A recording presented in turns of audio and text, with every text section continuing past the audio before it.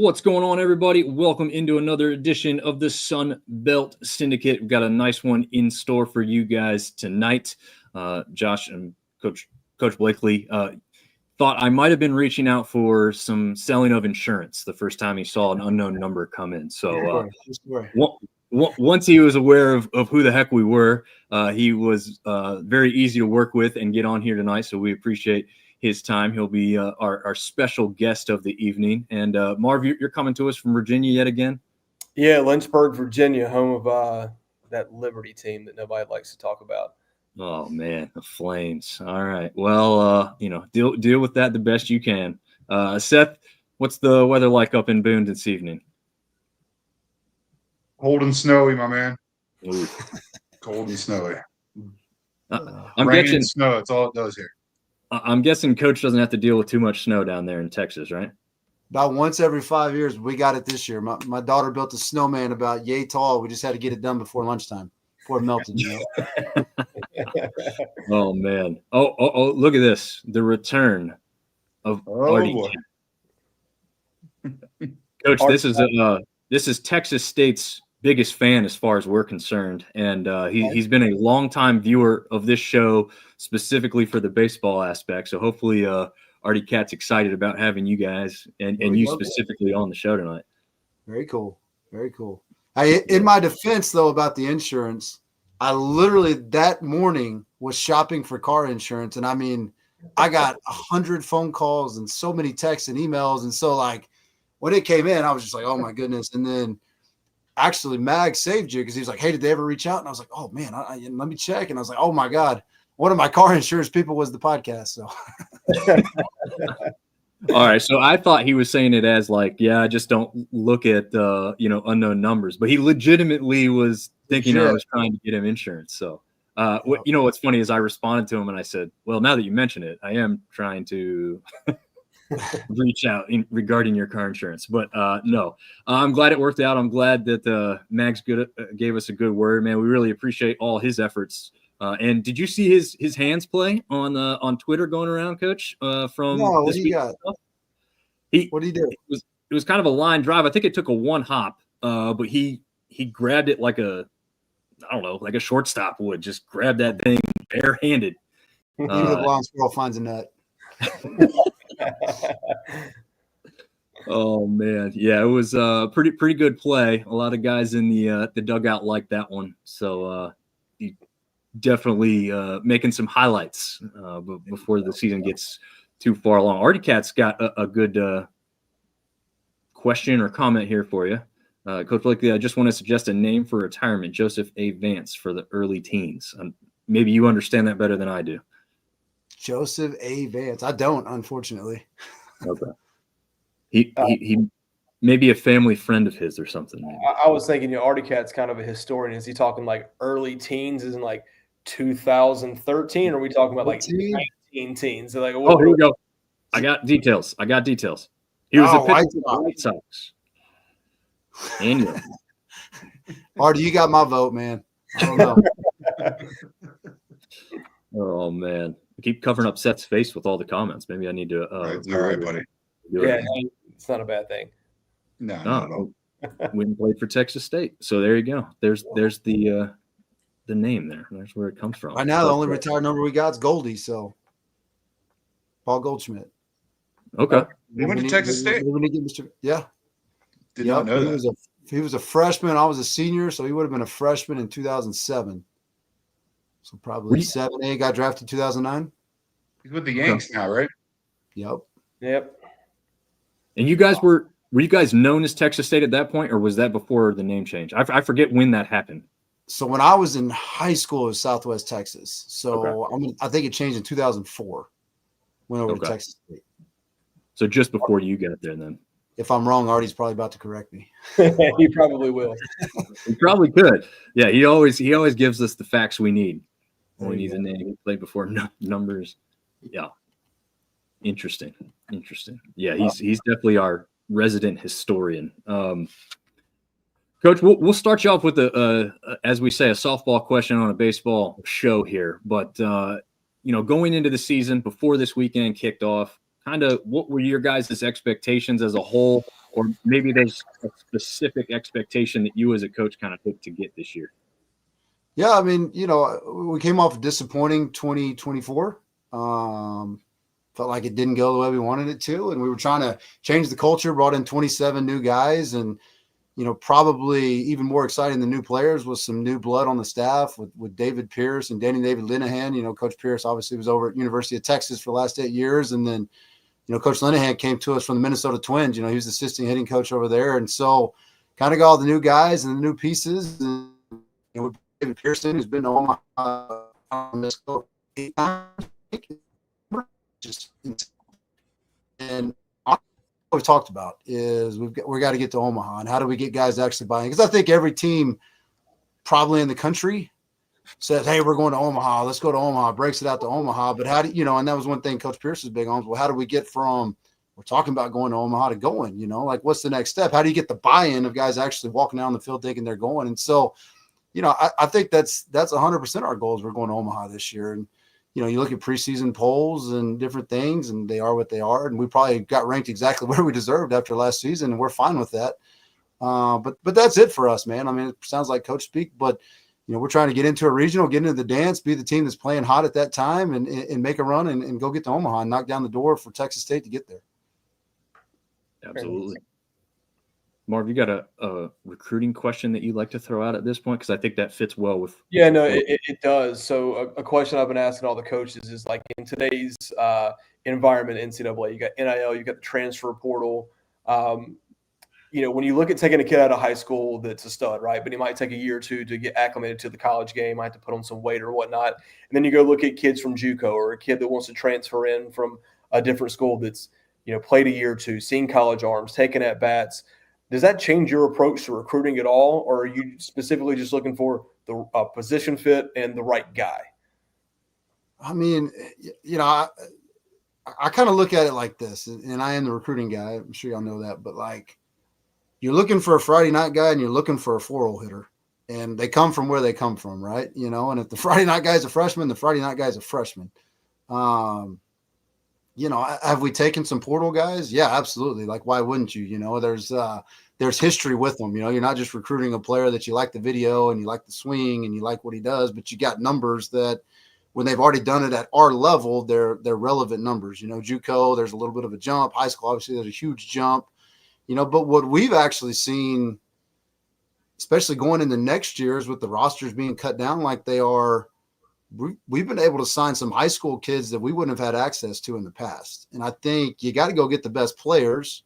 And, we've had a freshman play every day for us, the last 4 years and hit right in the middle of our lineup and a different freshman in those 4 years, I'm saying. So for us, we kind of looked at it as, man, if we can get the guy that we can get him out there his freshman year, then all of a sudden we get an all-conference sophomore and a draft pick junior, then we need to go that route as well, So I haven't put a huge emphasis on just going the portal route because there's good players in JUCO, and I feel like the high school kids are really getting left out. The JUCO kids are kind of getting left out, and everybody's going portal crazy. And, with what we've seen with the portal, we're able to get the portal guys, but we're not able to get the one that's got the crazy all-conference numbers from another school, because you're going to have to pay that guy 6 figures half the time to get him, and we don't have that kind of budget. And so, for us, it's still a little bit of a guessing game. We've gotten some really good players out of the portal, but we're having to get the kid that we saw in high school and liked, and he went to name your favorite SEC school and didn't get a lot of playing time, but you got to trust that he's a good player. He is what you saw in high school.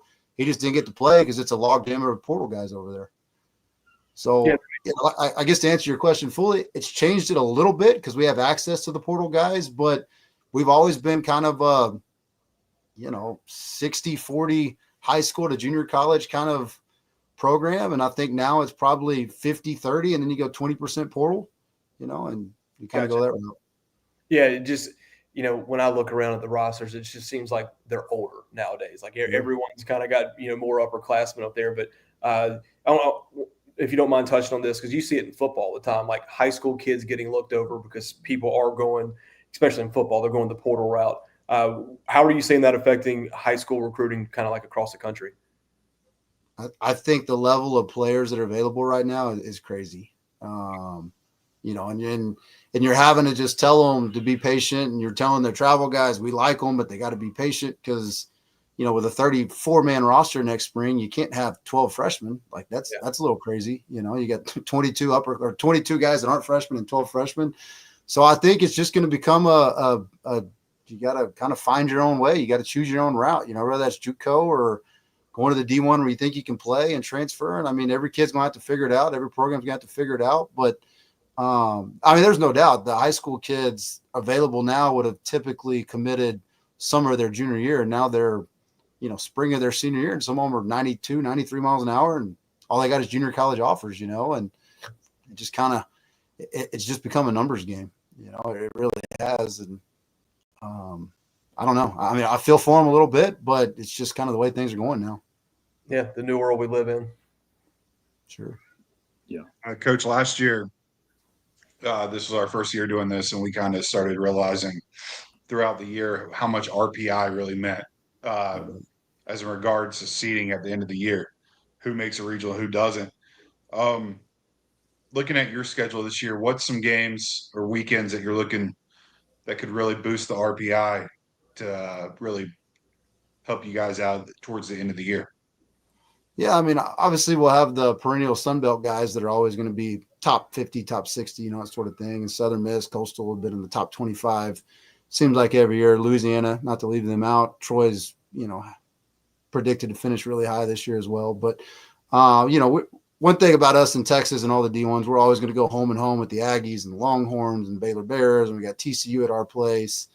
So we're always going to have our midweek RPI games, where it means a little bit more, because if you want to get in a large bid, you're going to have to knock off 2 or 3 of those teams, and do some of those things. But, we got Illinois coming in this weekend, finished top 2 in the Big Ten last year. They were really good.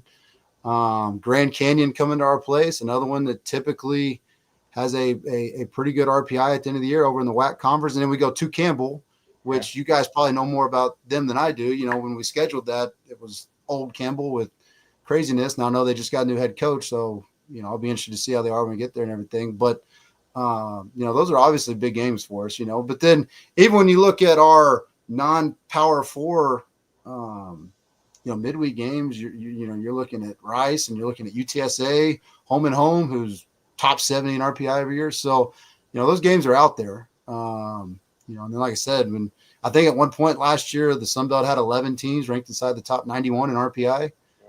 So you're going to get your RPI if you just keep winning series in the Sun Belt. Yeah. Now you mentioned UTSA. Could you talk to us about what that means to you personally, having spent time there as a player, and now you're with Texas State, and whatever kind of rivalry exists? I'm sure it's just as big in baseball as it is in football, but I know that football one is the one that we hear the most about. Could you just kind of speak to that? Is I-35, right? Is that what it is? I-35 rivalry, yeah. I'm glad Coach Trout's not on right now, because he'd be commenting right now. So he always says I'm wearing my orange underwear when we play him, and that's not true. But I hated Texas State. I hated them back in the day. I had to, right? I mean, and we beat Texas State back in the day. That's why I came over here, so we could start beating UTSA. But it's a great rivalry. Texas State, we're blessed with facilities and everything else, and it just kind of is what it is. I always tell my buddies, because they're alumni, and every once in a while I'll kind of go back and kind of hang out for an alumni game, whatever's allowed, that sort of thing. And I always tell them, like, hey guys, we had a good time at UTSA. We go to Texas State, we had a better time. So we might have messed that up, Yeah. Oh man. I had a quick question. We kind of talked about it earlier, and you alluded to it on the RPI stuff. Just talk about the overall quality of baseball that you see in the Sun Belt Conference, the arms that you're going to see, the bats that you're going to see, and just what makes this conference great. Yeah, I always start when, because we're the only Sun Belt team that's in Texas. So it's becoming bigger. But, 5 years ago when I got the job, a lot of kids in Texas didn't know a lot about the Sun Belt. And I was like, well, we'll start here. Like, it's a lot of the same states as the SEC. I was like, and you got like the top mid-major athletic departments in a lot of those SEC states. So you still get those like rabid, drunk, fun fan bases. So I was like, that's kind of where I started. Like, hey, man, you want to play in some atmospheres, go play Sun Belt baseball. You're going to play in front of 3,500, 4,000 people. You're going to play in front of, 1,000 people on a Sunday at 12 o'clock game and do some things like that. But, I think when you go across it, if you come to the Sun Belt and you put up numbers, it means something, and you can't say that about every Division I conference. and you come in here, you put up numbers, it means something, you're going to get drafted, and so that's kind of the way we go with it, right? We play all your Power 4 schools that, everybody wants to talk about, that sort of thing, but you come into the Sun Belt and, it's a real league. I think scouts look at it differently. I know part of the thing we talked about earlier was trying to get the Sun Belt Conference relevant, and it's been the 4th best RPI conference in the country. And I think, to the casual baseball fan, they have no idea. They have no idea. They think the Sun Belt, it's a pretty good mid-major conference. Well, no, it's better than a couple of the conferences that are name brand that have really good football teams, and you kind of got to explain that to them. And we've got a bunch of sheets that we show them. And I mean, you should see parents' eyes pop open when they're looking like, holy cow, and, oh, you guys beat Texas. Oh yeah. Like 4 years in a row, that sort of thing. So, no, the Sun Belt's legit. I mean, it's real. I love the atmospheres. I love the college towns that a lot of the schools present. I love the fan bases. There's nothing better than an angry fan base that's screaming at you, and somebody hits a 2-out double, and the place goes silent, and all you can hear is your dugout. I mean, that's one of my favorite things to do in life. So, I love it. Yeah. Awesome. Real quick, Artie's mentioning the 2020 or the 25 black commemorative jersey he says looking great on the next comment, because he didn't put exactly how I wanted it there. But yeah, speak to a specialty jersey that we're going to see here later in the year. Nice. Yeah, Artie, we're wearing them tomorrow, so get after it. Oh, there we go. Oklahoma State. Yeah, that's a big one there, right? I guess I don't know if this is up to date current, but at the time that the schedule had it, it was a number 19 in the country. Is that are they still that in D1 rankings right now, or have they moved up? I think they dropped a spot. I mean, they went 1 and 2 on the weekend, but I mean, it was a pretty talented tournament up there at Globe Life, and I mean, I watched a lot of film on them today. They're plenty good. So. Yeah, and this one is back in Globe Life. So how far of a trek is that for you guys? It's about 3.5 hours. I think we leave at 11:30, so we'll pull up to the ballpark around 3. It's 6:30 game. That'll give us plenty of time to kind of get the guys off their feet, let them move around and see the facility, and kind of get after it a little bit. So, yeah, it's cool. I got a quick question. You talked about playing the Sun Belt, the atmospheres. What is your favorite away venue to play in the Sun Belt, whether it's the facility, the atmosphere, the travel, just your favorite place to play on the road? Man, if you're going atmosphere, probably Southern Miss. The first time I played there was in the season last year. So, they're new to the conference. It was legit, man. I mean, they were good, and they were playing for something, and that place was sold out, and they were rowdy, but not, nothing below the belt, just kind of funny and getting after you a little bit. But it was a great atmosphere. Louisiana is always good. That's turned into a pretty good little rivalry. They've kicked our butts for a couple of years, and it is what it is. But they always get after us a little bit, and our fans get after them. So that one's been fun too. You guys are all associated with Boone. I love going to Boone.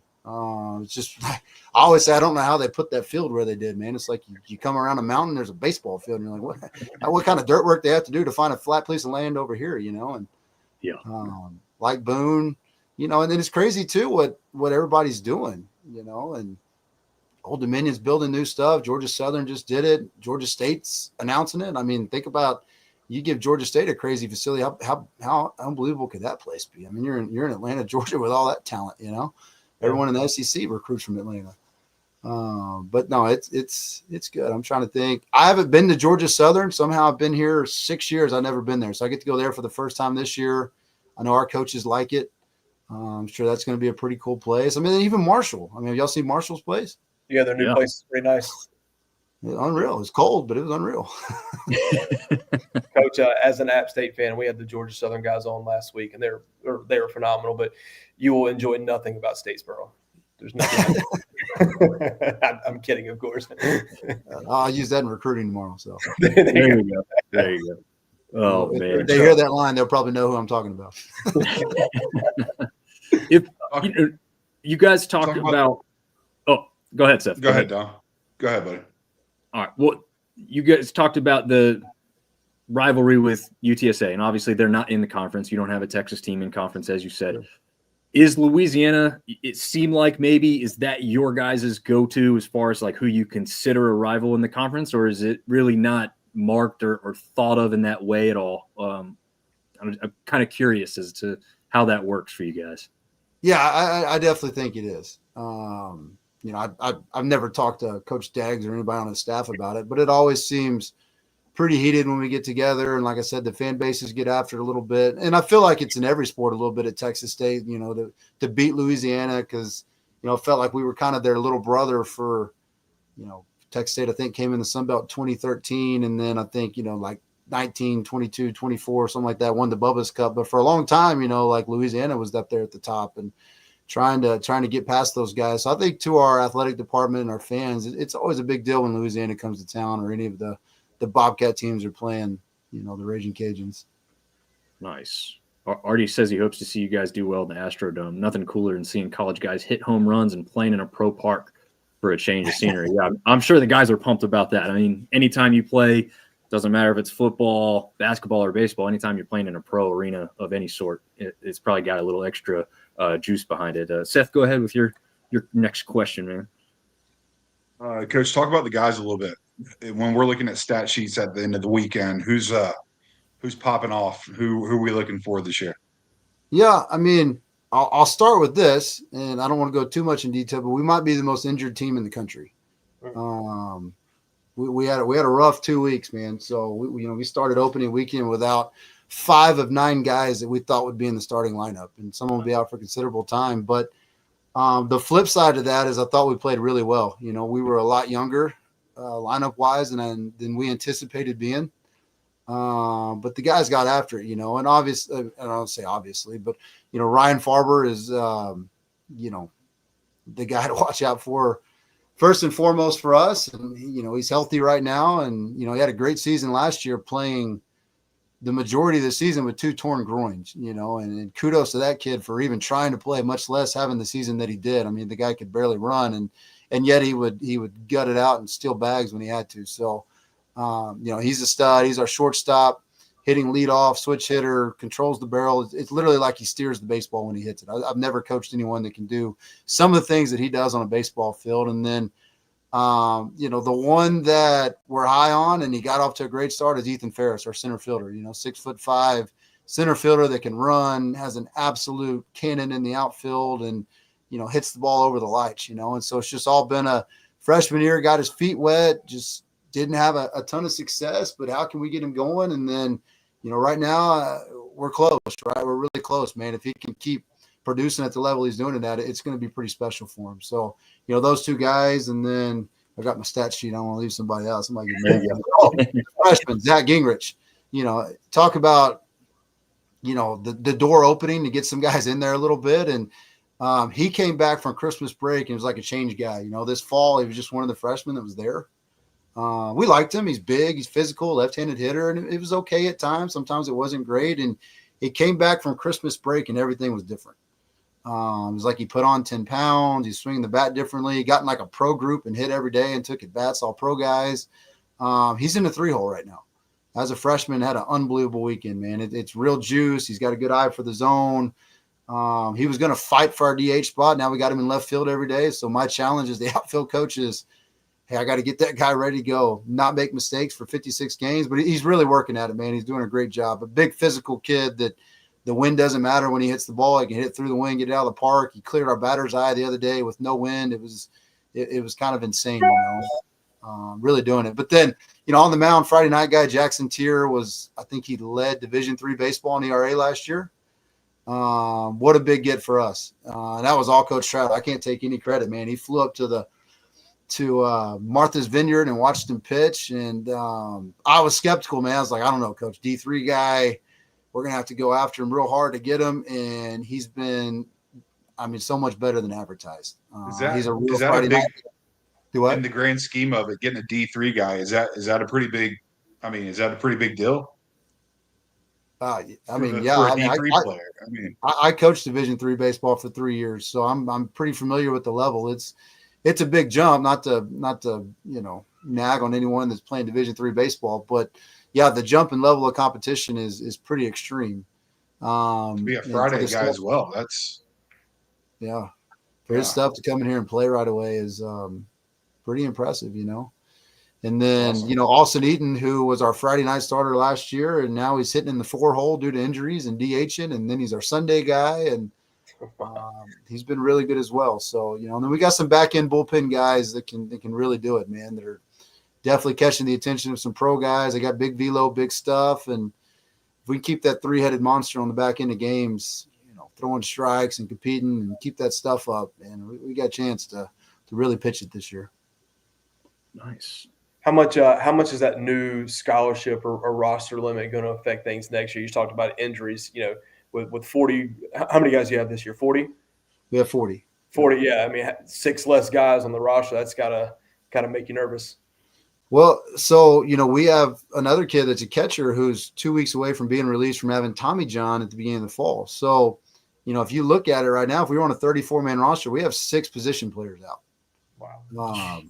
How many position players are you going to carry on a 34-man roster? Like my initial reaction, probably like 16 hitters, 18 pitchers. So, do the math, right? If we got 6 guys out, we're at 10. You're one away from being in big trouble. I mean, you're already in big trouble. Right. And so we're going out and finding two-way guys. That was kind of our thought process a little bit. Like if you got left-handed throwing outfielders, they probably need to be able to spin a curveball too. And maybe they just throw 10 innings a year on Tuesdays when you need an inning here and there.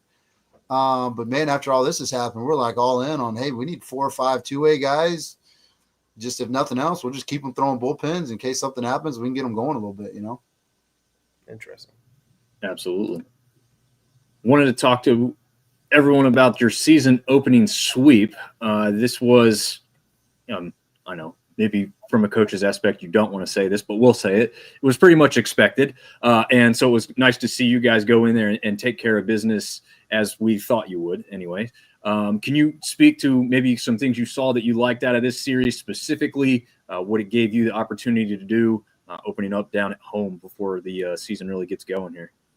Yeah, just to start, when you got 27 new guys, and we only returned 3 players in our lineup, and one of them got hurt on Friday night. So by the third inning, we had 2 guys that had played a Division I baseball game before in our lineup. So we were cautiously optimistic, but at the same time, knowing that we were going to have to get some guys through some jitters and get them into games, and even on the mound, I think we threw 3 guys that had been in Division I baseball games before at Texas State. So. We were really optimistic going into the series, but at the same time, hoping for guys to get in there and compete and just honestly be the players that they showed us they could be. And I thought they did that, right? And then, a lot of those guys got kind of inserted, probably didn't think they were going to play opening night, maybe even opening weekend. Now all of a sudden you're hitting in the 5-hole opening night. And so, just kind of getting some guys through that. But, the biggest takeaway for me was we pitched really well. I know if you look at the scores, you go, but really it was kind of 2 innings that blew up on us with some goofy stuff. But outside of that, I thought we pitched really well. We made 1 error on defense. I think we took away 4 or 5 hits. So we were, plus 3 or 4 on web gems compared to errors, which was good. So, we have a real chance to play defense and pitch this year. So that's kind of our deal. And then we're trying to develop the guys and get the offense going and trying to roll there too, Very nice. Yeah. I know I was just looking at the RPI, and I know from last year to this year, it's totally different. Like you said, transfer portal, how many players you lost and the few that you returned. But just looking at that was 111 RPI for you guys as a finish for last year. They were 246. So I think that's where a lot of people looked at it and said, oh, they should easily win this one. But like you said, they don't look introspective and see all the finer details that you've just let us know about. I didn't personally know you had that many guys injured, and dealing with all that stuff going into the season like that. So even more impressive to know about the 4-1, 8-7, and 7-4 victory to get you guys going on that clean sweep. But yeah, it's phenomenal stuff to see you guys get going that way. Marv, Seth, you guys got another question for him? I got one last question. You talked about you guys being in Texas and having to take the long bus trips. We've been hearing a lot about this game called Mafia. You guys play that on the bus. You laugh, so yes, I'm assuming that's a yes. Yeah. I'll be honest, I don't know how to play Mafia, but I've had 15 years of guys on the bus behind me playing Mafia, and it is like the most entertaining for them, annoying for us as coaches. Like, guys, I don't know a lot about Mafia, but I know that they love it and they'll play. And the game lasts forever. The games last 2-3 hours, it seems like. Play and play and play. Yeah, we had never heard of it until last week. They tried to explain it to us. It makes zero sense to me. And every coach, every time we ask that, is giving the same reaction, like, oh, that thing. I need to go back there one time and play. I mean, if it's that much fun, maybe I need to learn it. You know, I teach my kids or something, but I have no idea. Yeah, I was telling them, maybe I'm the old guy now. I had never heard of this before, and all these kids know the ins and outs of this whole thing. It's not like any of them are unaware. Obviously, like you said, it's a whole bus worth of these guys playing this thing. So I feel like I think I said this last time. I want to see it in action to better understand what I'm listening to, right? Because when there's one or two guys explaining this to me, I'm like, okay, I have a vague concept, but what's the intricacies? How does this interact with each other? Just because you're the mafia or you're the police or the ambulance or whatever, then there's a narrator. Did they just make up every little thing the whole way? I don't know. Hey, you know more about it than I do. See, I don't know. Like, don't they like they touch a guy and he's dead and you're trying to figure it out? I mean, that's all. And that's what I get when I go to the back of the bus to go to the bathroom. You know what? Is it just pause there, or did they let you just hear whatever they're going through it when they're No, they playing? don't pause at all. Yeah, Coach. Well, I also have one more last question, maybe. But you've been doing this now for a few years. You are considered the associate head coach. You're the head of recruiting here. Where do you see yourself here in a few years? You have aspirations to be a head coach, I would assume, one day. Is that kind of an end goal for you? Yeah, I mean, I definitely want to be a head coach. I think with the way rev share and NIL and everything's going, there's a certain level you got to stay at if you're truly trying to compete. So, for me, being a head coach sounds great, but I want to keep climbing the ladder as an assistant. I want to get to the highest level as an assistant and sit in the dugout and learn from, whoever the coach is that's been there and winning and see the game at that level, and then try to go from there probably into a head coaching job, and I've lived in Texas my whole life, so it'd be hard for me to leave Texas, but there's a lot of good baseball outside the state of Texas, and we'll see where we go. But I definitely want to be a head coach. I think I'm ready in a lot of aspects, but at the same time, if I get the opportunity to go to, whatever level it is and see the game and learn from somebody who's really done it well for a long time, I think that'd be worth it. Yeah, absolutely. I just was reading through your essential resume as they have it there, and I'm like, man, this guy's been doing it and he's worked his way up. So it's something that I figured was in your future at some point, and just wanted to hear your thoughts on that. Seth, do you have any last questions? Yeah, just piggybacking a little bit off of the associate head coach. What's a normal practice day? What is the role of the associate head coach? What are we looking at here? What's my role? Well, my role is to make sure we have good players on the field before practice starts. That's my first and most important role. But I mean, no, once practice starts, we kind of go in our own areas. I mean, Trout runs defense. Coach Linehan runs the offensive portion. Coach Pierce is our wonder. He does a little bit of everything and goes around and tells the jokes. And then, Coach Mascale's in the bullpen. My job is to hit the fungo and coach up the outfielders and throw a little bad BP here and there once in a while and kind of go. But, that's it. I don't have any special roles. I think it was just Trout was trying to reward me for, hopefully he thought I was doing a good job and trying to reward me with a title and keep me around for a little bit longer. And I was very appreciative of it. And, it didn't change a whole lot. It was just a nice little name, Nice. Yeah, well, I could see just from your personality, the way you interact with us, why the guys want to come play for you guys and play down there at Texas State. So it's easy to see why people would want to be one of your players, Coach. So appreciate good stuff, man. We really appreciate your time and energy. Take me through the Sun Belt. You guys have dove in all the rosters. I haven't. I stay away from it. I'm like, I know as coach speak, but I'm like one game at a time. Like, how did the Bobcats win one? I'll say this: last time we, so Coach Maggs, who connected us with you, tried to put us on the spot. Said, "Hey, where do you have us ranked in the Sun Belt?" And we were like, "Hey, we're going to put out a composite." We put out the composite, and man, I think we pissed him off. I don't think he liked where we put them in the Sun Belt. So when I look through the rosters, I'm trying to look for guys that returned. Sure. trying to look who transferred in. Like I said, I've just really noticed that there's a lot of older guys in the league. But when you look around the Sun Belt, I mean, preseason is a really unfair time to look and see because, like, you got 27 new players. I don't know half of them. I don't know 25 of them. So to say, like, hey, they're going to be this – and you got your traditional powers who everyone thinks is going to be great. Troy came in with a preseason ranking. You got Southern Miss. You got Coastal Carolina. ULL has always been good, even though they had a kind of a tough weekend. So it's impossible to rank people right now or to kind of take you around the Sun Belt. We always say once conference play starts, that's when you really start to figure out what everyone's got. Figure it out a little bit. Yeah. Mid-conference week. Middle of the conference schedule. Then everybody starts beating up on everybody. I mean, it's a crapshoot at this point. It's open, wide open. I think there's a general consensus among fan bases of the ones that are tried and true baseball schools here, right? So I'm talking about, the Troy, the Coastal Carolinas, the Southern Miss, the Louisianas.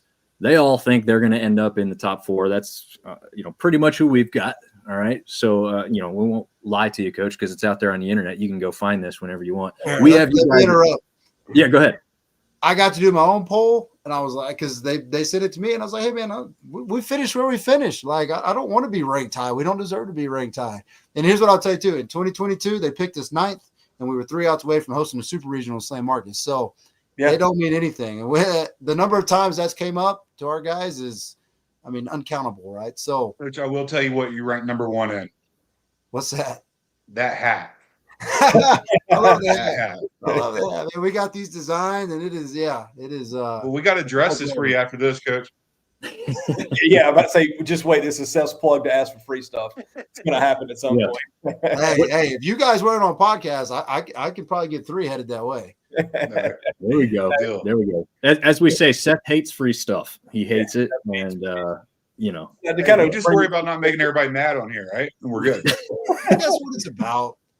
No, I mean, Kendall Rogers, he upsets someone every day. He's loving it more and more too.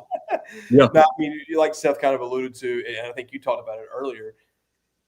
Towards the end of the conference, like that's when the team that gets hot, right? That's kind of played some good baseball early. Maybe they hit a lull. Maybe they got into a little bit of slump, and they figured it out. They got their rotation right. They got their hitting order right, and now they're starting to play their best ball.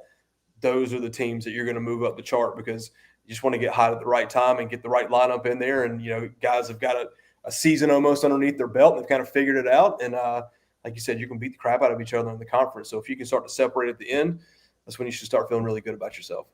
No doubt. That's what we're hoping for, man. When we get some of these guys back, we're going to be the freshest team at the end of the year. There you go.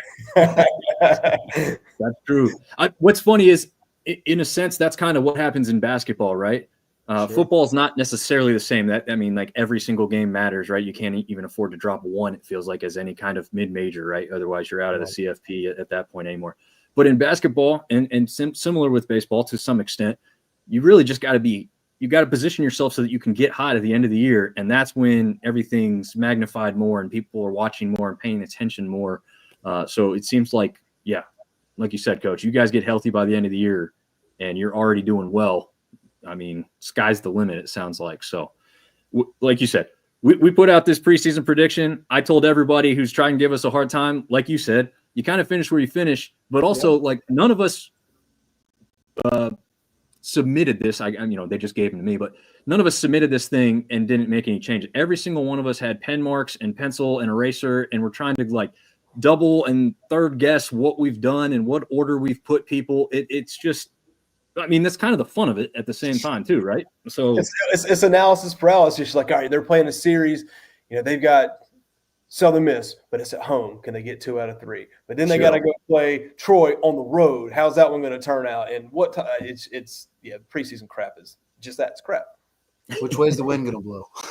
Yeah, exactly. Yeah, what's the weather like when you come to Boone in April? Like you never know. Oh, we're coming first weekend of conference, man. Yeah, I saw that. Seth will tell you that it's early April, I believe, when you guys come. You could have the most beautiful 75-degree day, or it could snow. You never know. It snowed there on us in 19 on April Fool's Day, April 1st. Don't doubt it one bit. Yeah, that's the crazy thing about Boone. I've been there when it snowed on you know what? Boone. Yeah. Oh, sorry. Great weather Friday, great weather Saturday, snow Sunday. And of course, they made us play in it because why wouldn't they? That's home field advantage. Those Texas boys are like doubleheader Saturday. Oh no, coach, no. We're gonna get that Sunday game. Yeah, noon game on Sunday when it's 34, blowing and snowing. Let's get it. No doubt. Yeah, no doubt. Absolutely. Well, Coach, this has been awesome, man. We really appreciate your time tonight, and thanks for, 40 minutes in, man. Like I said, it's almost natural at this point that we're getting up to that 40-minute mark with just about everybody, and really, really appreciate the interaction, man, because this is an introspective look on Texas State that we did not have before. Our knowledge base is now greater. We've got some names to look out for as this season continues on, and we look for great things to be coming out of the Texas State Bobcats program. Awesome, guys, man. I Coach. appreciate it. We got to get you guys down to Slam Marcus, man. So we got a great ballpark. We're about to do a big $11 million renovation. It's going to be pretty sweet. We got nice stuff now, and it's getting even nicer. So we're pretty fired up about the future of it and see where this thing goes. That's and awesome. Without a shadow of a doubt, in my mind, probably the prettiest campus in all of the Sun Belt as well. I've seen pictures, and I'm like, man, I didn't know it until more recently, but just a place that looks like you just want to hang out all day, So lucky students down there in San Marcos, or Slam Marcos, I should say. Slam on. We drove by on Saturday, I think, and there had to be like 500 out there hanging out by the river. It was crazy. Yeah, definitely jealous of that. Maybe more in my college days, I would have taken advantage. Now it's just a leisurely stroll by, but still, it looks like a phenomenal place. So yeah, we'd love to get down there. That is a pretty good plane ride for us, but we'll see if we can swing it at some point. Well, hopefully we win enough games at some point. We host a series that you guys can't miss. So that's what this is playing. There you go. And We are trying to Make get sure to them see you done. when you come to Boone, Coach. Yeah, I'll find you. Yeah, I'll the find rumor you. is that we're going to go to Montgomery for the conference tournament. So, maybe we can catch up with you guys there. Come on. Absolutely. Well, good. You guys got my number, man. If y'all need get a hold of anyone over here or want someone else on, reach out. But man, I appreciate it and wish you guys all the best. All right. Appreciate you, Coach. Thanks, appreciate Thanks, you. Doug. See Appreciate you it. guys. Take care. All right. Well, that was awesome, gentlemen. Yes. Let me move you back down, Seth, while we get situated here. In full transparency, I got a bit of an issue going forward. My notepad that I took all my notes on, just the electronic one, it's dead. So all my show notes are unaccessible at the moment. So I'll go off of memory as best as possible. Oh yeah, well, that's what we're here for, man. We're here to have fun with it, and so we're just going to continue on and have fun with it. Like I said, we're not going to be crazy introspective of every series, right? We don't want to do that. We aren't the experts when it comes to each individual team. We will get better as the year goes along. Here's our first example of not being experts, right?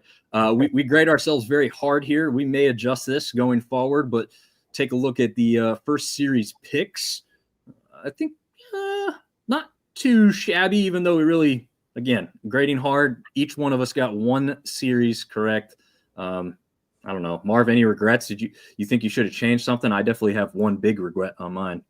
I mean, hindsight's always 20/20. Like, why didn't you take a sweep for the number 9 team in the country? But I thought, Jamin, you could steal a game from them.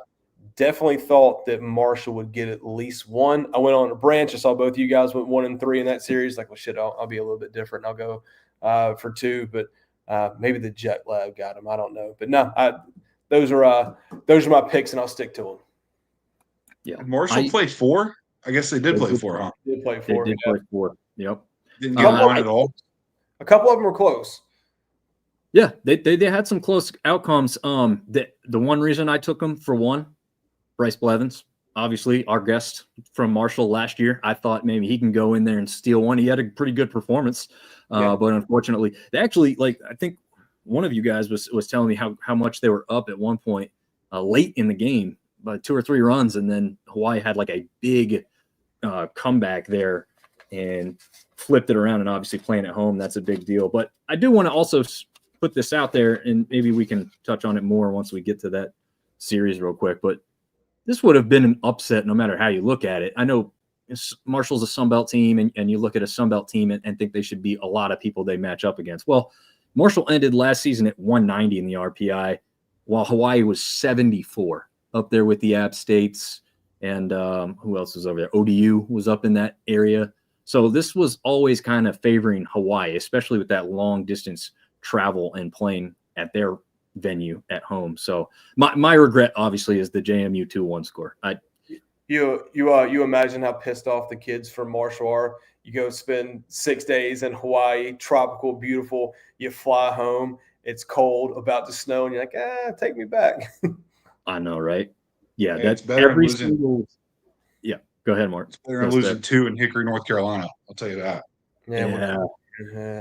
That was an ugly thing too, but and not even close.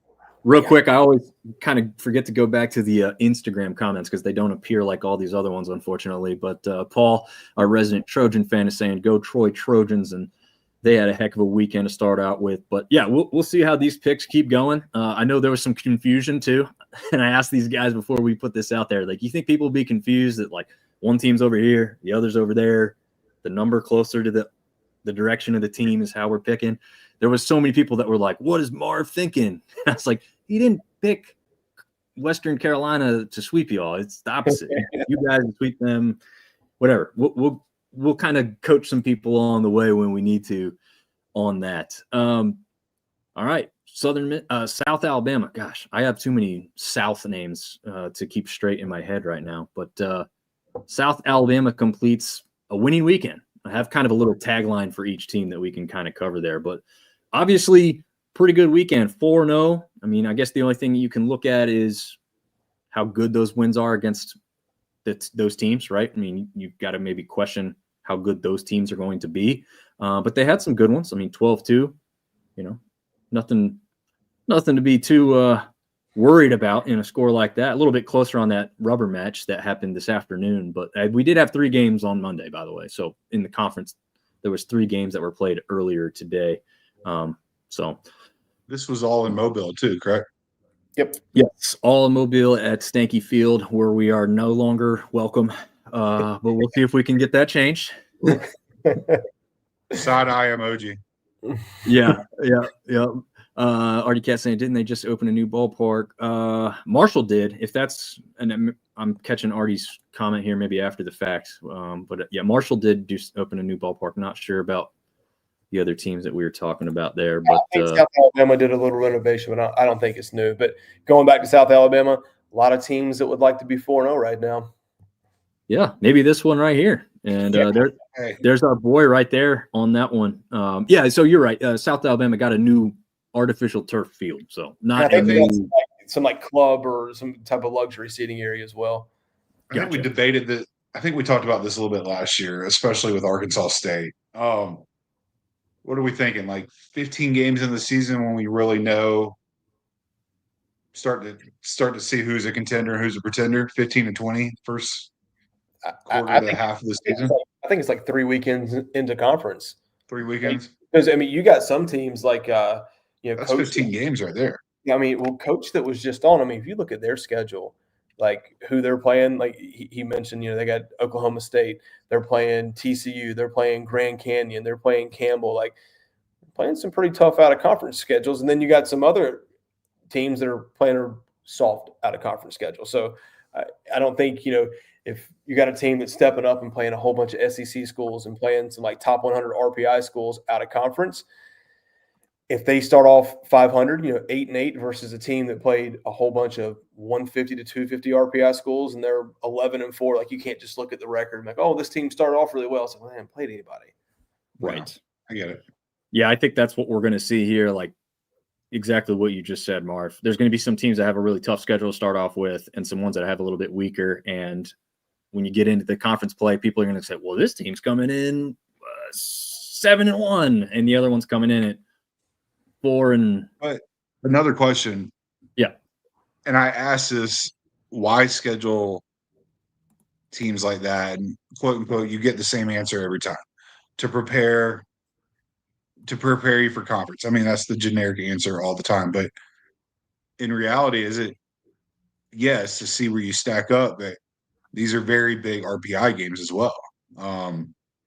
Yeah. I mean, you almost have to schedule.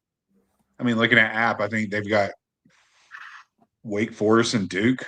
I mean, Yeah. RPI builders, maybe Charleston, but looking at Texas State, yeah, go out there and play a competitive schedule, see who you are, see if you can pick off a few or a couple, and see how that goes for the rest of the year. But if you go into every game and you're getting 8-9 runs every single game, you're getting walloped. It's not necessarily doing you the greatest favor in the world. No, not necessarily. But we'll get back into this. I mean, I guess, is there really anything left to touch on this? I mean, an awesome trip, a great place to start off with. An unfortunate start as far as the record is concerned, but I think there were some promising things that we saw from Marshall. We'll see one at the end of the show to kind of keep a little secret, but a little nod to what we're going to get to there. Any last notes from you guys on this particular series? No, they could have had two. They had two really close games. Yeah, just tough start. I think that summarizes it. Yeah, agreed. A hard-fought one here. It doesn't look like that when you see the 0-3 start for ODU against Georgia Tech. But I think, Marv, you were paying attention to a lot of these ones pretty closely. They had some late leads and stuff. Yeah, I think every game was within a couple runs. Like, once again, my notes are dead, but it wasn't like they went and got outmatched and blown out by any stretch of the imagination. They were in pretty much every single ball game, had a chance to win at least one, if I remember correctly. But going to an ACC school, like Coach said, in Atlanta, like, everyone's recruiting kids out of Atlanta. Georgia Tech's getting some of those kids. Would you have liked to got one? Absolutely, but I wouldn't walk away from that series as an ODU fan, being 0-3. I'm like, oh, crap, we're not going to be good this season. It's like, hey, once we figure it out, we played a pretty good ACC team really hard. Once we get into conference, we're probably going to be okay. Yeah, I'd agree there. I just pulled up the scores. That first game, 3-2 loss. And I believe they were up 2-0 or maybe even 3-0 kind of late into that one, at least like the fifth or sixth inning. Maybe that's not too late for most people, but they had a chance, a really good one. I believe in that second game, they lost that one 3-7, but I think they were up 3-0 for a couple of innings. Now, obviously 7 runs, that's going to take it there. And then they lost that last one 7-4. I think that one was probably the furthest disparity when it comes to actually gameplay on the field, because even the score there isn't too much different from that game previously. So a lot of promise from a team that's about to get a new ballpark next year. So, well, Marv, you remember off the top of your head, is that like $24 million ballpark or some craziness? I think they had $25 million. Yeah. Whew. Dang, that's crazy. Artie's got a question for us here. Are you fans of term? You know what, Artie? Let's save that. We've got a section of the show this year called bonus ball, and that's a great question. So remind me to come back to that if we don't. But I think I'll be able to remember getting that one. Some of the sweeps continue. Had a number of them this weekend with Southern Miss. Actually, a little bit of a struggle in game 2? Yeah, game 2. 7-6, 10-inning victory overcome Lafayette there. A little bit of a note here about why that was a little bit of a surprise. Southern Miss expected to be one of the best teams in this conference, as everyone knows. They were 27th in RPI to end the season last year. That's going to be hard to replicate, but some of their fans think it's possibly doable. Lafayette came in from last season, of course, as 244th. Ooh. So there's the disparity. There's why it's not a surprise to see them take this series 4-0. But yeah, that one in 10 innings, a little close. They had that 18-4 victory, 5-1, 9-2. So otherwise, probably not too much of a threat. But that one in the middle kind of there was probably pretty close matchup. I know there was some Southern Miss fans on Twitter sweating that one out. We wanted those bats to wake up so they could take that one, and they did so at the Pete at home. But hey, and tomorrow night they have Mississippi State at the Pete. Looking forward to seeing that game. Yeah, there's a lot of heat. Early season, like, pad your RPI kind of games. Yeah, that's going to be the coverage of college baseball in general. Like, where do we watch these games? Are we watching the East? ESPN Plus has so many college baseball games. But they're still not. Have you heard of this Flow Sports? I haven't.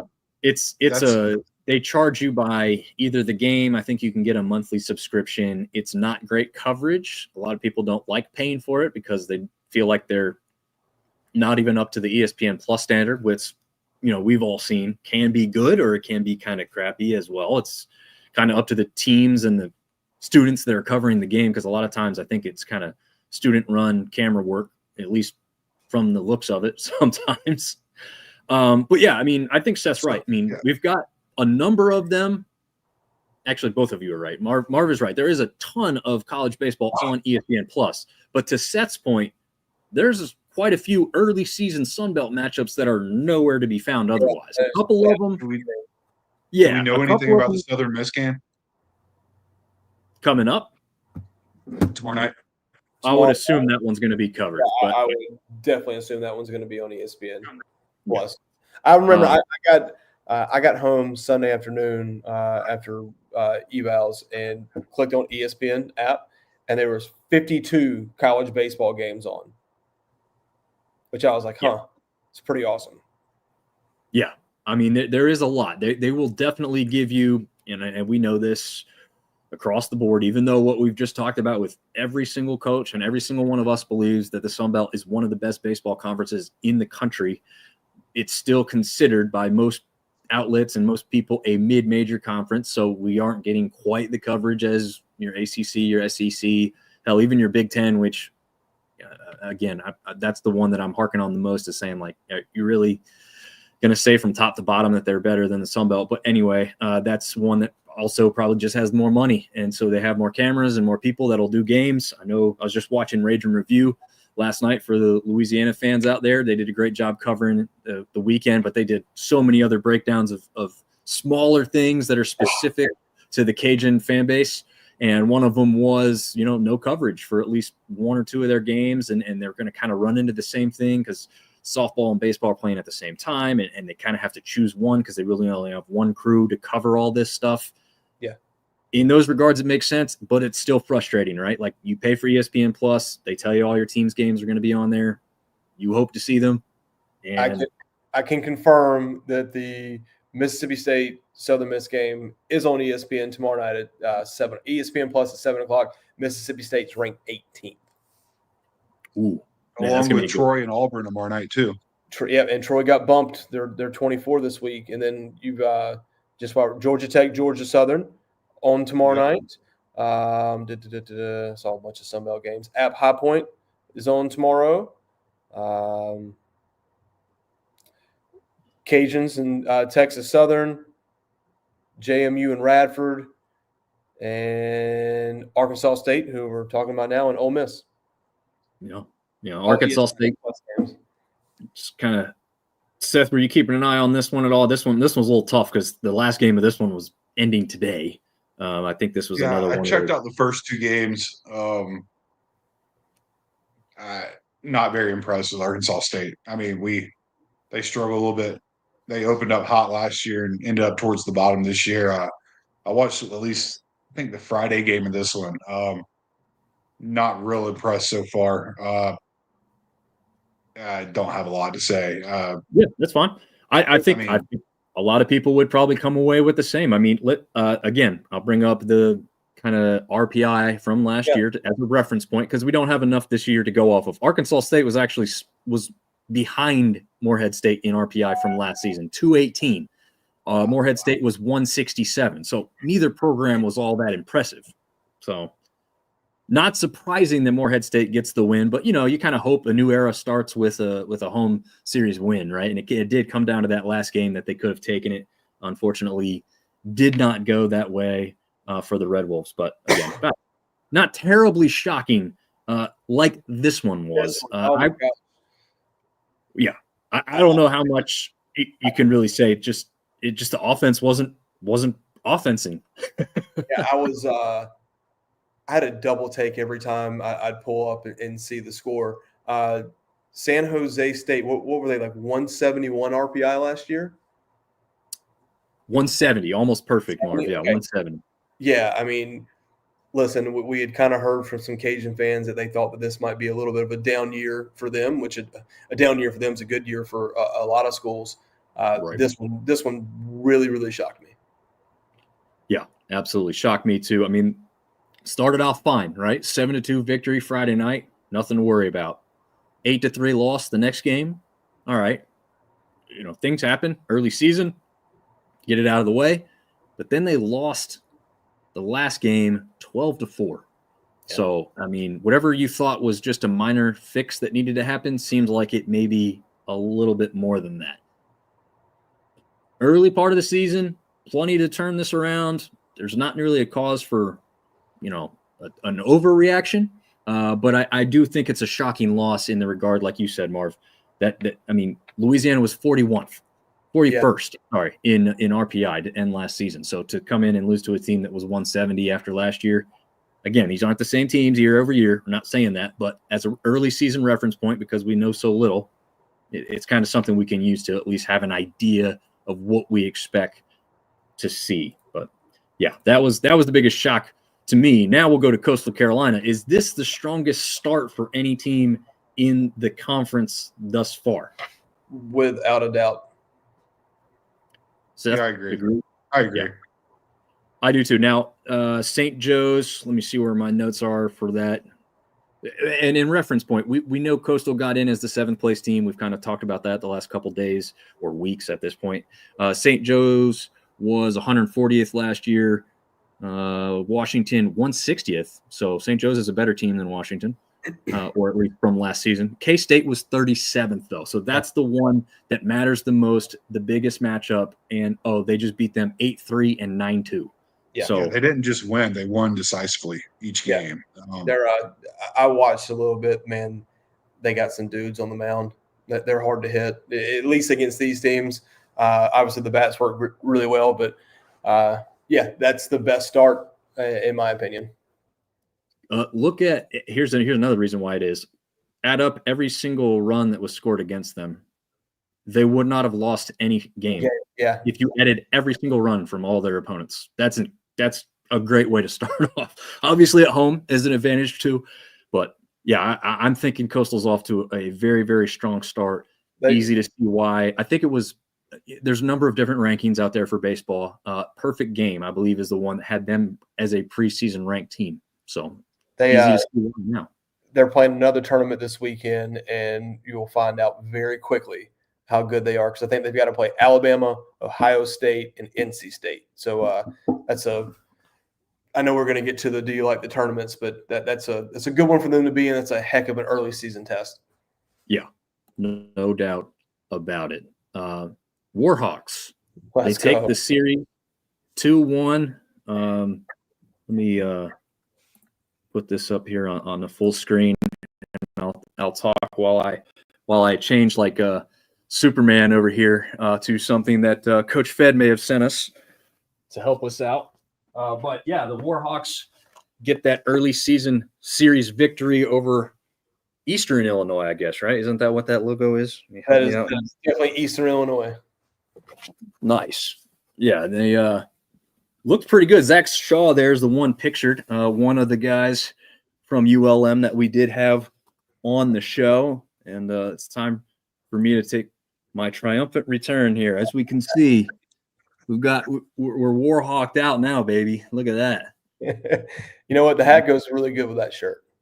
It does, man. It does. I like it. I had to bend the rim, bend the bill a little bit. I'm not necessarily a flat brim guy. Like, makes my head look tiny and small. But this is my first rope hat. So there we go. I'll keep this on for the rest of the remainder of the show. I'm now a fully fledged Warhawk fan. That's my West team. Send it to Coach Ed. Yeah. Shout out to you guys. I'm gonna get you your stuff. I told the guys it felt like we were being recruited. I had a box at my house today with a letter and some merch and some gear. So we really appreciate that. Coach Fed and ULM Warhawks for taking care of us, and thanks to them for coming on the show. Going off to a pretty good start there. The only loss they had was that last game, 6-2. But otherwise, great performances. 11-7 in that first victory, and 8-1 in that second one. I think that's the game Shaw went. Was the second game where I believe so. You can't help but be happy for those guys, as passionate as they are about the program and about baseball. I mean, you can't help but. I mean, just to be blunt, they took time out of their night to come spend an hour with us, and it's hard not to pull for those guys. Genuinely good people. So best of luck to them all year and everybody else that we've had this year. And if you haven't responded, I hope you don't win a game. Oh man, Grambling State tomorrow at home. It says 2 p.m. I think it's Central Time, so 3 p.m. for us here on in the good time zone in the East Coast. See the backdrop shirt goes with the stuff, making it all match, man. I do like this color scheme. I will say, ever since I've seen the Warhawk stuff, I'm like, I would have never said like a maroon and gold or maroon and yellow, depending on how you look at it, kind of go together so naturally well, but it really works. And I love that uniform right there that Shaw's wearing, that pinstripe. Yeah, looks good. Fantastic. I mean, baseball pinstripes kind of go naturally anyway, but with the maroon and gold, it definitely pops. So good start for them on the year. Not so great start for our boys from Boone. Let's see. Where did Queens end up last year? They were 281st in RPI. I thought they were Division II school, and you guys corrected me on Friday. And we do have to mention that as a possible aspect to this, right? Maybe they didn't really have the recruits still coming up. I know that they're not like freshly D2 to D1, but also, this could be one of those things. I don't know if that's the whole program or not. I believe it is, but there are some times where, a sport has been D1, even though one of the, like App's a perfect example, right? Everyone thought that the football team was D2. They weren't. They were 1AA, but everything else on App's campus was D1 the whole time. So I don't know. Do you guys know that? I mean, Queens jump up D1 everything all at once, or was there like a yeah, they went to, I believe last year they became Division I basketball and baseball, I believe. Okay.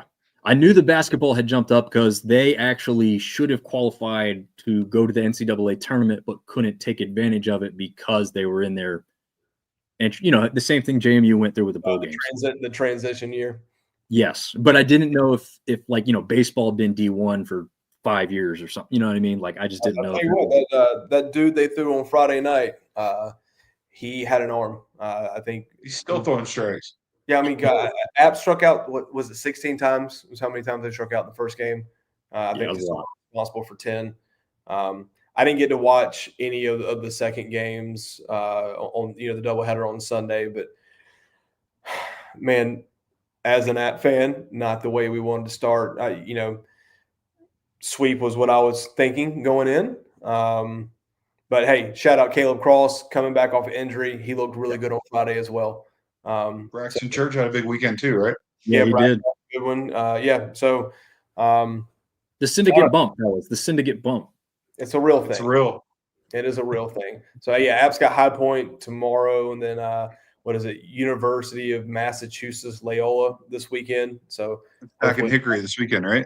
Yeah, back in Hickory. High Point's typically got a pretty decent baseball team, so hopefully we can get back to 500 by the end of the weekend.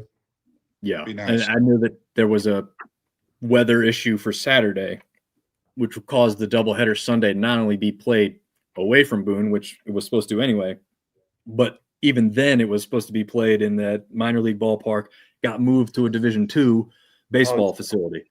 So they actually played at Lenore Ryan College. Not that that's any kind of excuse because both teams had to move. So it's not, it is what it is. But yeah, hopefully they can get back on track and heading in the right direction.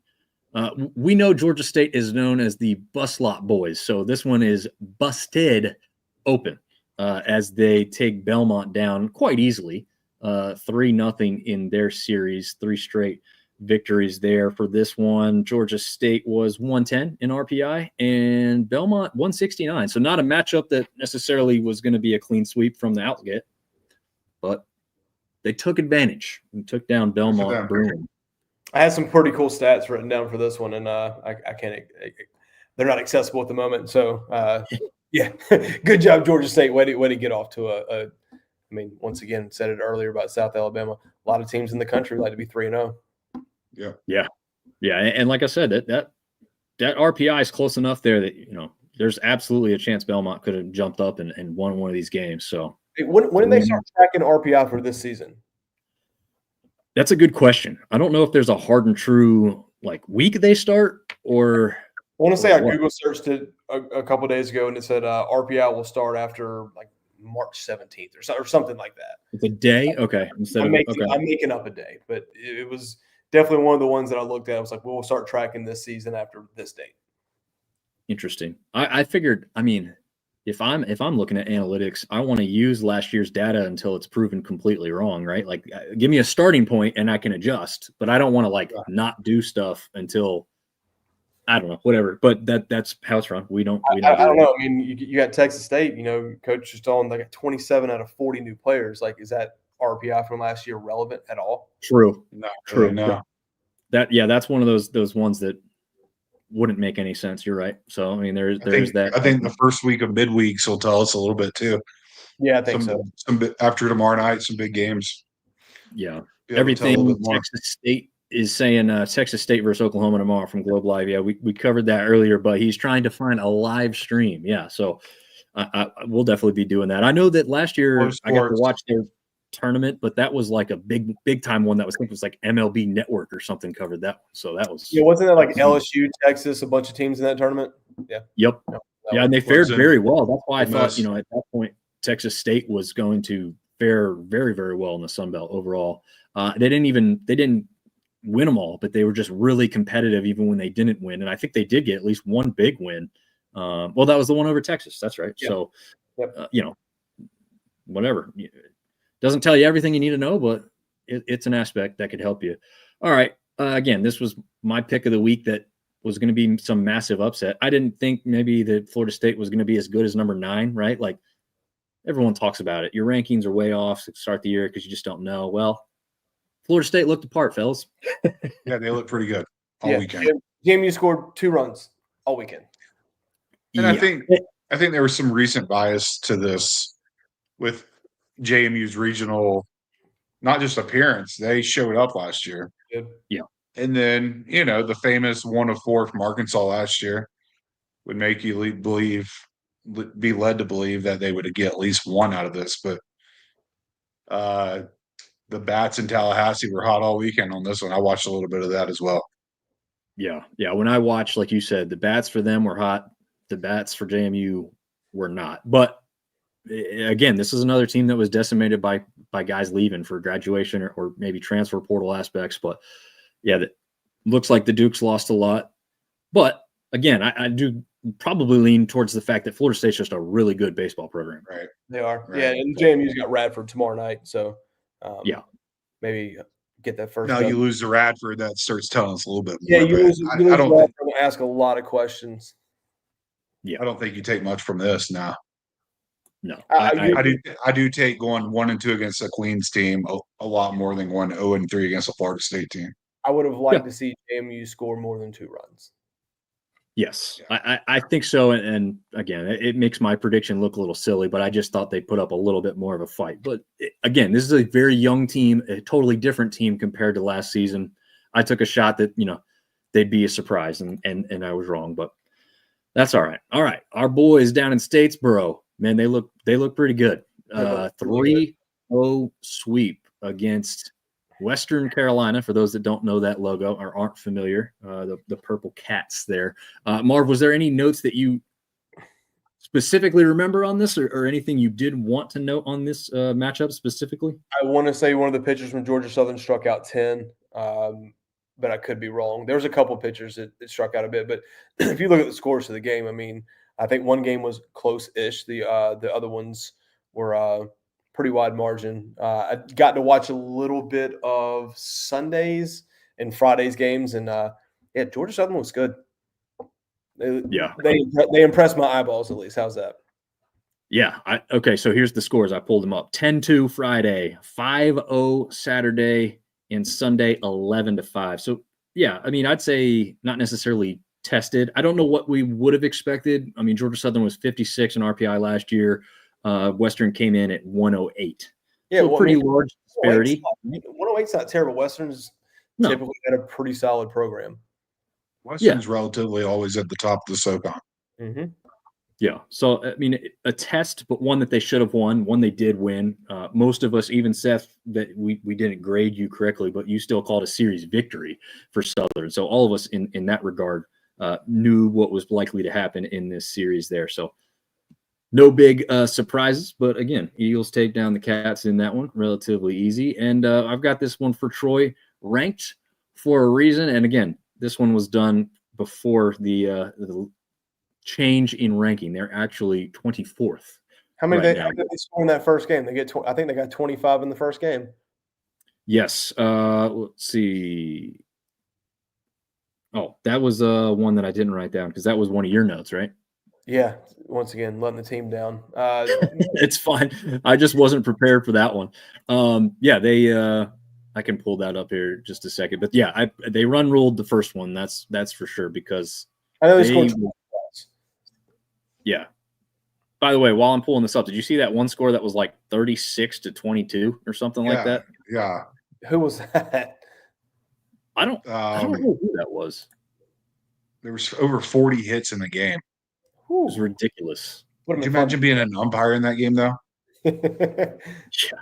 You're like, when is this over so I can go home? They beat Bellarmine 23-6 on Friday. Yeah. Called that one a little early. Troy's arms look really good. Yeah. I like shout out to this helmet too, and it's really hard to see on this smaller thing. Maybe make it a little bit bigger and you can see it a little better. Maybe not. It's that like shiny Notre Dame look to the helmet. I like that look.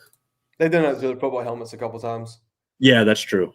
I don't feel like I see it as much in baseball though. Maybe it's becoming more prevalent. I just don't see it as much. But I like that look on a baseball helmet. Stands out. They got that American flag within their logo there of the Troy script, so that was cool too.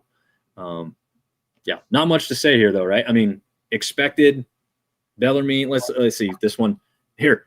Troy was 59th in RPI last year. Pretty good, right? Bellarmine 295 at the very bottom of NCAA football, really, because there's only 300 plus teams. So you're 295. Yeah, you should do exactly what you did. We can't grade any harsher or better because it's kind of what everyone thought going in we would see out of that kind of matchup. All right, this is something we're new we are trying for this season, calling it best in class, and until or if we come up with something better, instead of necessarily bringing out an actual rankings each and every week, which we may switch to depending on how people like this. We're calling it single A, double A, triple A, and the show, and kind of just grouping these teams within these parameters, I guess. I don't know. I like it. Is that a good enough description, guys? That's awesome. I like it a lot. We still got to do power rankings, but we can run with this. Yeah. We might still do power rankings in a graphic form. We could do that for the show too. But I just thought we kind of mix it up here. I mean, I think the teams in single A either just didn't look very good, or you have to knock them, right? Like Marshall didn't look terrible or anything, but they lost 4 times in a row. Like, no, I'd still put Marshall. They're competitive. No, and that's the one thing that I want to say with this. This is just to kind of have fun with it, and you just got to have a way to group them. I'm not, because the team's in single A one week doesn't mean they can't jump all the way up to triple the next or even higher. Technically, if they get a 3 or 4 game sweep of a really good opponent, you're jumping really quick. So it's just kind of a way to group them starting out. Is it accurate? We don't know. We're trying our best to figure it out. We don't know exactly how good some of the opponents have been, right? But so can you move them over, or do they just stay? No. Yeah, these teams are going to move all throughout the season here. No, I think you drag them over. Can you click on app and move them single while we're live on the show right now? Yeah. No, I can't. I mean, I could, but I'd have to take it off the screen to do that. So well, let's go through it real fast. Arkansas State, single A. Yeah, single A. Marshall, double A. I'd say single A, but all right. Yeah, I went single A. 4 chances to win. They didn't win. I gotta knock you for that. But yeah. I will agree. Talented team could turn it around and jump out of there. ODU is a harsh grade. ODU Double A, even though they're 0-3, they played Georgia Tech and played them pretty tight. So I would go Double A on that. I think That was Ragins one that figure it out. Yeah, that was one that I thought. Again, a couple of those are a little harsh AAA. grades, but AAA. You go Triple A for them? I would. Cajuns. I'm keeping them in double. I mean, they got that one victory. You probably could have been really harsh and put them in single.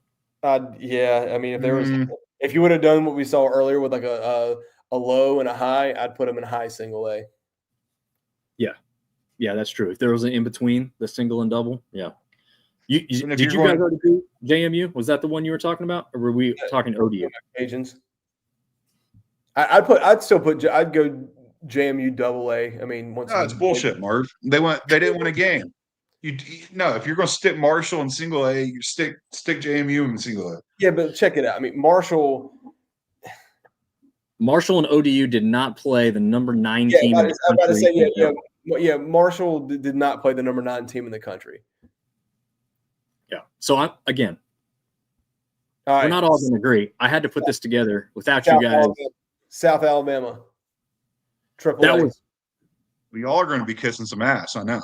No, I'm going Triple A on this. We love you, Coach. I'm going Triple A, and the reason I don't go the show because we talked about it. They're 4-0 to start the year, but unlike so was Arkansas State. Arkansas State went 12-0 last year, and look how they turned out. Arkansas State 1-2 last year, bro. Yeah, but everybody was. But they would be moved in last year's thing. That's what I'm saying. This can be moved. This is just right now as it stands. And 4-0 record, impressive. I like it. It's great. However, again, you got to look at RPI from last year, at least as a little bit of a standard. Eastern Kentucky, 260. Kent State, 165. SIUE, 252. So who did they beat to get those 4 victories? You just have to ask that. I still gave them credit. They're still in AAA for a 4-0 start. It's not easy to start 4-0 no matter who you're up against. But I'm tentative to go any higher than that because the opponent or opponents, I guess I should say. All right, ULM.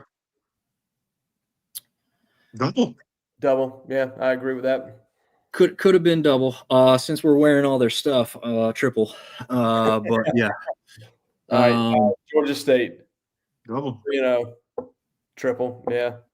Triple could have been double if you grade harshly and say their opponent wasn't the greatest, but 169 in RPI from last season.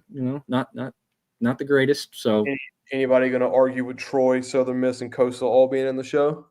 No, that's perfect. Yeah, I think those are all pretty easy. Damn, Georgia Southern poking its head up, getting close to being on the top. They're AAA, and they probably just got that 10-day call up. Yeah.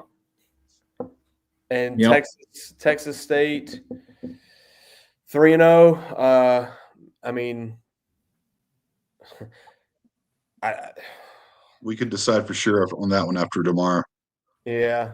Well, I mean, hell, if they win tomorrow, you put them in the show 4-0 with a win over a ranked team. No. What? I am. No. I would. I am. But see, this is the fun. It's just week to week. So yes, I'm moving them up because as soon as they flounder, you get moved back down. Yeah, I mean it's a long season, fellas. Very long season. Exactly. But yeah, if we're doing it week to week, I agree with you. Undefeated, do it. Yeah. All right. That'll pretty much wrap that segment up. But Ben has a Red Wolves game versus Ole Miss tomorrow has been moved up to 2 p.m. due to weather coming in. We're going to see a lot of this throughout the year, but that's a note that we thank you, Ben. And then he said, and Seth, me and you both could have ended up in Charlotte with Monday Night Raw down there tonight. But yeah, I look at tickets occasionally. That stuff's just way too expensive. But Seth and I have gone to a wrestling thing, so we're not above it. We love us some wrestling. All right, fellas, ace of the week, something we're going to try and do. This does not mean this is the best statistical player at the pitching position, but it's somebody who stood out maybe against a better opponent or just something a little bit more to focus on. We've got Coastal Carolina's Riley Eckhoff. I believe I'm saying that pronunciation correctly there. Pitched a complete game against Washington. 7 innings pitched, 1 run, 4 hits, 3 strikeouts. So phenomenal showing there against, Washington's not a great team, but complete game pitched, pretty good stats. Anything you guys want to mention? Did you guys catch that one specifically by chance? Mm-mm. No. I didn't see Coastal hardly at all. Pretty good stat line though. Yeah. Yeah. I'm gonna watch Yeah, I'm gonna watch a lot of them this weekend. That Coastal NC State game, just because of proximity to where we are, is gonna be awesome on Sunday. Is that in Yeah. Raleigh this weekend? No, No, they're playing in Jacksonville. Jacksonville, Florida. Yeah, everything Texas State saying the show, banging on the table. Well, we've got you there. So for now, you are staying at the top of our little groupings, as we call them. All right, this next segment, I guess we're calling Barrel Up. This is Ethan Murdoch from Marshall, hammered the ball all weekend down there in Hawaii. Like you said, unfortunately, not a single win out of it. But check this out: 13 at bats, 3 runs, 6 hits, 3 home runs, 7 RBIs, 16 total bases. Heck of a week. They call him the Doc at Marshall, by the way. Good nickname. starts of the year. What was that? Good starts of the year. He's hitting like what, 572? Yeah, I think you know what's funny though? I think he's like somehow below that or something, but you know, 6. Oh no, you're right. He's like 450 something. I mean, he's not, again, he's not the best percentage wise as far as that's concerned, but some of these stat lines, like I don't think anybody else in the conference has 16 total bases batted. 7 RBIs, I believe, is up there, if not the top. Half 3 home runs. Half the time he put the ball in play, it didn't come back into the park. So there you go. There you go. Exactly. Just impressive. Again, you get the nickname the Doc for a reason. That's because you're a standout stud. So they've got a pitcher who stands out. They've got a guy hammering the ball, standing out as well. Still not good enough for you two. So just forget them. All right. Now we get into the bonus ball portion of the show. If we're off topic, if we've got extra time, we went way over what I thought we would account for this evening. But this is the first week of trying some new segments out. So we'll go back to this. Artie is asking if we are a fan of tournaments to start the year off. Does anybody want to start us off with the answer on that? No, not really, because they're not really tournaments. They're all round robins. You do see how you stack up against some other teams, but I wouldn't consider them a tournament. But like Coastal, I mean, you can knock out – it is good to knock out a few top-tier teams to begin the year. I mean, looking at RPI-wise, you load your – like Marv was talking about in Jacksonville, you load your weekend down. You can come out, that RPI ranking, granted it's not out yet, but that could really boost some numbers going into the middle of the year. I personally love them. I agree with Seth. They're not true tournaments. But being able to play multiple teams, kind of what Seth said. I mean, you think about it, they're going to go play Ohio State, Alabama, and NC State. Like you win 2 out of those 3 games. Like that's an RPI boost, and every team has the ability to do that inside of that tournament. I think it's smart to get teams together, do something like that. I enjoy it. Yeah, I understand what Seth's saying, and I do agree with that to some point. You call it a tournament, but then it's not. Like there's no real – I mean, I guess maybe they're calling somebody a winner, and maybe there's a trophy on some of these things, but it's just kind of like it's like a exhibition weekend. But as you said, this is greatly important to RPI, especially for when a team like Coastal gets to go down there and stockpile some really good opponents all in one trip instead of having to go individually to all these different places to get those types of matchups. For Coastal, it's probably a little bit easier though, right? I mean, they have the pedigree and the brand to kind of get those matchups easier. We've seen that again. Texas State just had it last year where they played a bunch of big schools as well. So yeah, I mean, I like it for that aspect. Possibly what helps is when you get those types of tournaments or games is that you're getting on maybe a national channel, right? Like ESPN's picking it up, MLB Network, somebody like that. So I like it for those aspects. I wish more of our teams would be able to get into those type of things. I mean, some of our more northern teams, Marshall, JMU, ODU, App State, are all going to struggle a little bit with the early season hosting aspects. But I wouldn't mind seeing some other teams host some of these types of things at their facilities, because I think the Sun Belt has some really, really good facilities that they could host a a tournament or something like that with. So think about this too, like Coastal strategically, they could easily see an Alabama or an NC State in a regional. Like now you've seen one of their guys, their arms. Like it's I don't know. I think it's a smart play for teams to do that. Like you think you got a chance, get a couple teams that are geographically close to you that you might see again. Go ahead and play them. That way you don't have to fill them out when it matters the most. Yeah, absolutely. Let me ask both of you these with just one question. Would you rather schedule the way? Let's just be honest. Coastal schedule is probably the hardest in the conference. Yeah.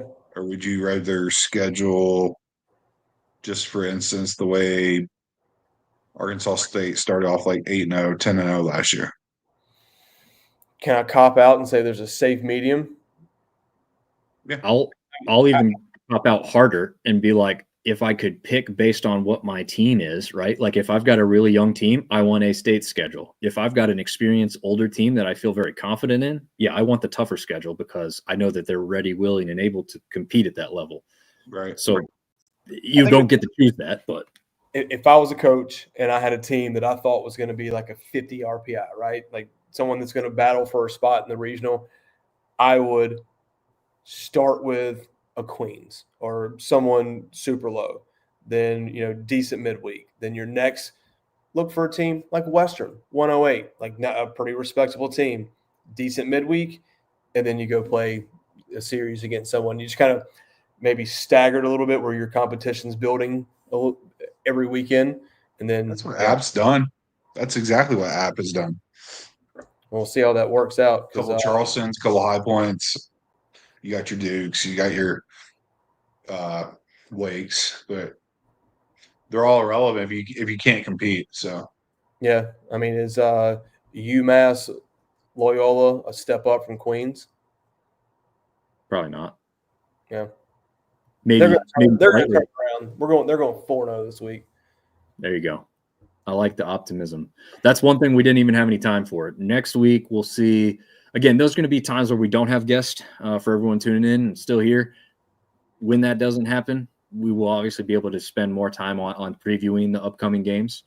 In the meantime, we'll kind of go this route because I think a lot of people have interest in having these guests on it, and we hope to have some players on this year as we go along as well. So, yeah, or we split it off and we do interviews separate from our regular show. We'll see kind of what we want to go for here, and if you guys that are tuning in and checking this show out have a specific request on what you want to see more or less of, more preview, less recap, or vice versa, let us know. We would like to try and tailor it to what people want to see and hear. So I guess that's kind of my ending here, fellas, unless you got anything else. If you haven't listened to all the interviews, download, subscribe, like, share, all that good stuff. And send if anybody out there listening is a fan of a school that we've not previewed and you have a way of getting somebody in contact that would like to be on the show, we're all ears here, and we'd be glad to have them on. Yeah, Sunbelt Syndicate, literally any social platform you can find, we probably have an account. You send us a message there, we will respond.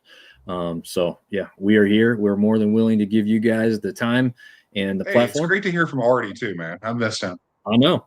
I meant to send him an email earlier today, but putting this all together, I didn't. And I'm super glad he tuned in because he's our Texas State guy. So we had to have him for tonight, and I'm glad we appreciate you, Dom. You're doing a great job, man. This takes a lot of work. Yeah, appreciate you, brother. Well, I'm glad to do it because I get to spend more time with you guys, and we get to learn about these guys in conference that we otherwise might not know as much about. So, yeah, keep signing in, keep tuning in, downloading, and we'll keep it going for all of you guys that are out there watching and listening because we have fun with you guys and interacting with y'all as well. So, until next week, we will see you guys later.